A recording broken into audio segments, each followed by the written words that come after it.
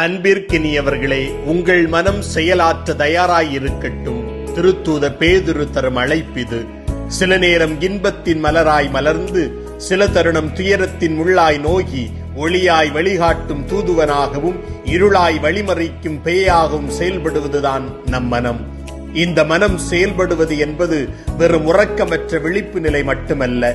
இச்சைகளை அடக்கி அறியாமையின் இருளிலிருந்து மீண்டு இறையாட்சி விழுமியங்களை கட்டி எழுப்பும் ஒரு தூய்மையான பயணம். மனம் என்பது ஒரு அடங்காத சிறு குழந்தைதான். தொட்டதெல்லாம் வேண்டும், கிடைத்ததெல்லாம் போதாது. ஒரு நிமிடம் சிரிக்கும், மறு நிமிடம் அழும்.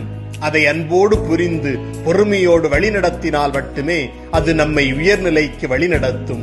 பொய்யான இன்பங்களை விலக்கி உண்மையான அருளை தேடும் நேர்மை, கோபத்தை அடக்கி பொறுமையால் துன்பங்களை சந்திக்கும் தைரியம், அன்றாட தேர்வுகளில் இறை அழைப்புக்கு இசைந்து நடக்கும் பொறுப்புணர்வு ஆகியவற்றால் நம் மனதை செயல்படுத்துவதே இறைவனின் விருப்பம். தூய்மையின் மலர்கள் மலரும் தோட்டமாக, அருளின் ஒளி பாயும் வானமாக நம் மனங்கள் செயல்பட எண்ணங்களை தூய்மையாக்கி செயல்களை வடிவமைப்போம். ஜெபிப்போம். ஆண்டவரே, எங்கள் மனங்களை தூய்மையாக்கி நற்செயல்களால் நன்மைகள் தொடர வழிகாட்டும். ஆமேன்.